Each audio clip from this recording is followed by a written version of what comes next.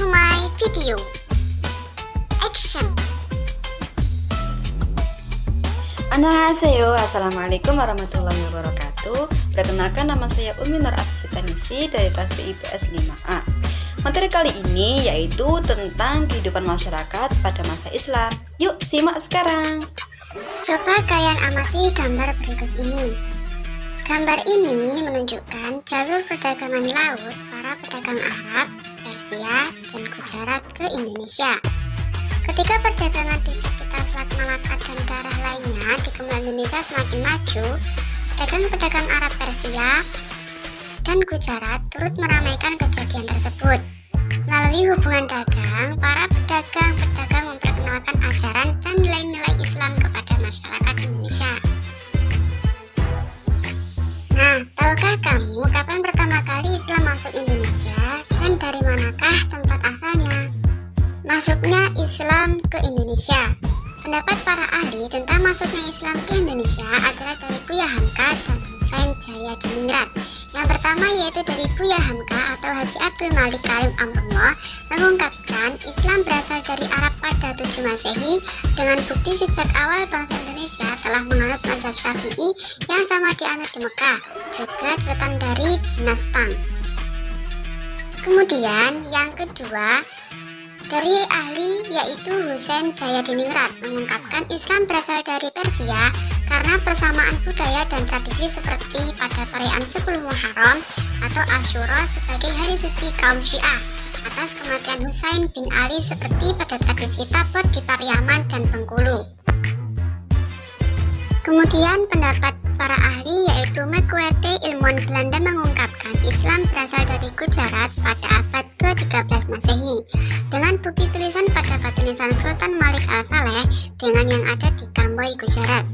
Bukti yang kedua yaitu tentang masuknya Islam pada abad ke-13 adalah catatan Marco Polo, pedagang Venesia yang singgah di Sumatera dalam perjalanan pulangnya dari Cina pada tahun 1292 disebutkan bahwa Perlak merupakan kota Islam. Berdasarkan para pendapat di atas dapat disimpulkan bahwa Islam yang datang pada abad ke-7 Masehi berasal dari Arab. Sedangkan Islam yang datang pada abad ke-13 berasal dari Gujarat. Persebaran Islam di Indonesia terjadi secara bertahap. Daerah yang pertama mendapat pengaruh Islam adalah Indonesia bagian barat. Daerah ini merupakan daerah perdagangan internasional sehingga pengaruh Islam dapat dengan cepat tumbuh di sana. Di daerah ini berkembang beberapa pusat kerajaan Islam seperti Samudra Pasai dan Aceh.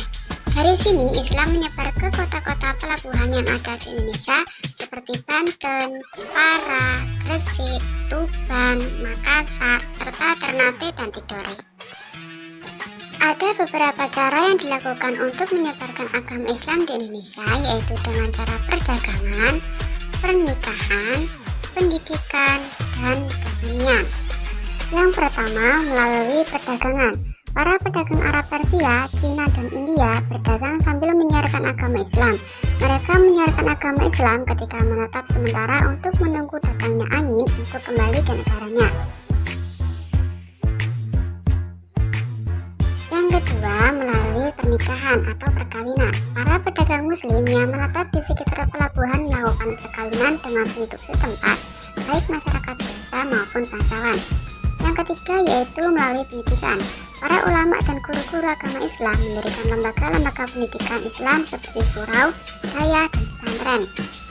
Dan yang terakhir melalui kesenian. Beberapa tokoh Islam menyebarkan agama yang diselipkan melalui pertunjukan kesenian seperti pertunjukan wayang kulit, misalnya oleh Sunan Kalijaga. Selanjutnya yaitu pengaruh Islam terhadap masyarakat di Indonesia. Yang pertama yaitu bidang politik. Sebelum Islam masuk Indonesia, sudah berkembang kerajaan Hindu-Buddha. Kerajaan tersebut kemudian mengalami kemunduran dan digantikan peranannya oleh kerajaan Islam. Pada masa Islam, konsep kerajaan berubah menjadi kesultanan. Yang kedua yaitu bidang sosial. Setelah Islam masuk, sistem kasta menjadi pudar.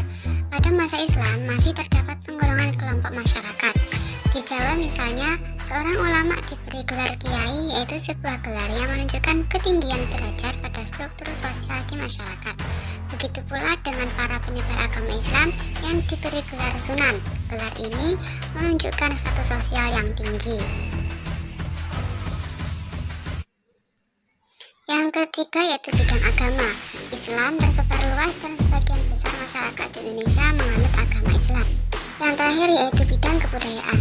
Terjadinya akulturasi antara kebudayaan Islam dengan kebudayaan yang sudah ada. Selanjutnya yaitu kerajaan Islam di Indonesia. Kesultanan Samudra Pasai yang berdiri pada tahun 1270 sampai 1275 Masehi, letaknya di utara Perlak, Laut Semawi.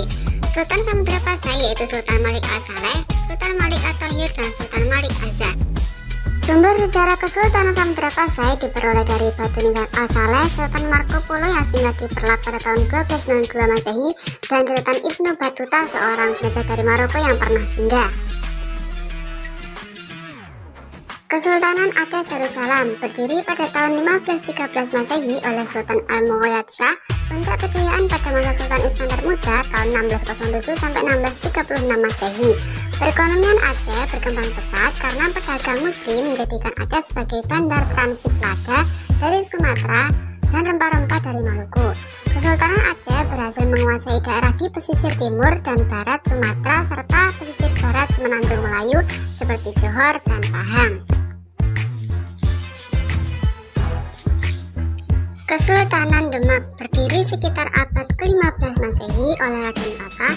Setelah Malaka jatuh ke tangan Portugis, pelabuhan Demak seperti Jepara, Tuban, Sedayu, dan Gresik berkembang menjadi pelabuhan transit dengan daerah penghasil rempah-rempah.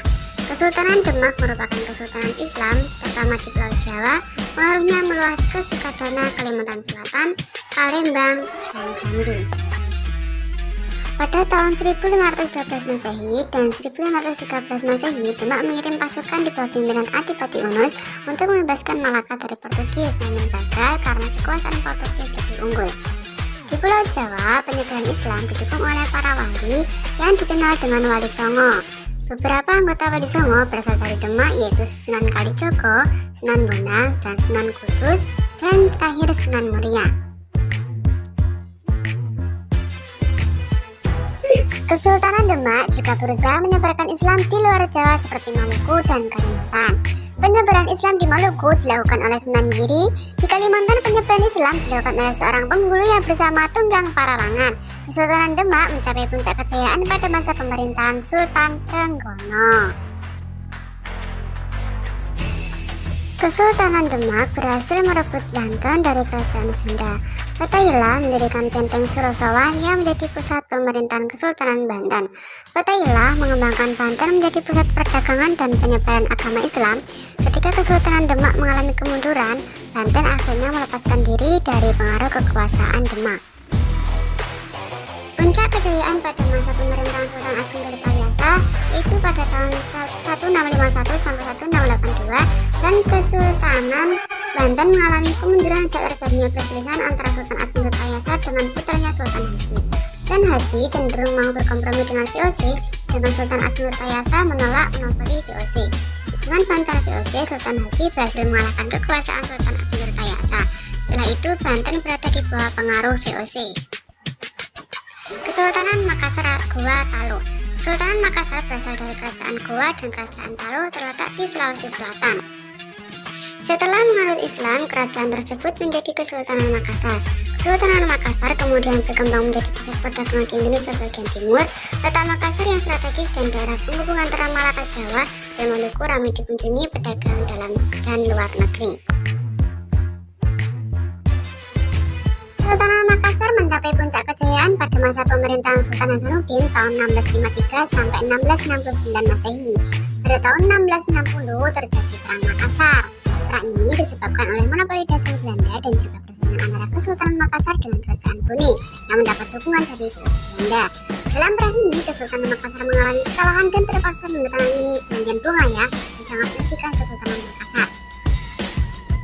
Selanjutnya yaitu Kesultanan Mataram. Kesultanan Mataram didirikan oleh Sutawijaya pada tahun 1505 Masehi.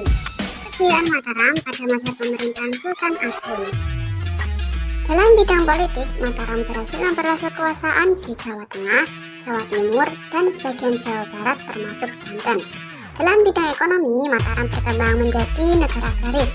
Kebudayaan yang berkembang di Mataram merupakan perpaduan unsur-unsur budaya Islam dengan budaya Hindu Jawa, seperti perayaan sekaten dan upacara grebek. Kemudian, Mataram mengalami kemunduran karena masuknya pengaruh Belanda. Selanjutnya yaitu Kesultanan Ternate dan Tidore. Masuknya Islam ke Maluku erat kaitannya dengan kegiatan perdagangan. Pada abad ke-15 Masehi, para pedagang dan ulama dari Malaka dan Jawa menyebarkan Islam di Maluku. Di sini muncul 4 kesultanan Islam yaitu Ternate, Tidore, Jailolo, dan Bacan. Pada saat kesultanan tersebut berkuasa, masyarakat Muslim di Maluku sudah menyebar sampai Banda, Itu, Haruku, Makian, dan Halmahera. Kesultanan Ternate kaya akan hasil rempah-rempah sehingga menarik banyak pedagang. Ternate menyebabkan persaingan antara Kesultanan Maluku. Muncul 2 persekutuan yang bersaing yaitu Uli Lima yang dipimpin oleh Ternate dan Uli Siwa yang dipimpin oleh Tidore. Di atas 5 daerah yaitu Ternate, Oki, Bacan, Seram, dan Ambon. Uli Siwa terdiri atas 9 daerah yaitu Tidore, Jailolo, Makian, Sausu, dan pulau-pulau antara Halmahera sampai bagian barat Papua. Ini adalah peta wilayah Uli Siwa dan Uli Lima. Pada tahun 1521 Masehi, Portugis memasuki Maluku dan bekerjasama dengan Ternate.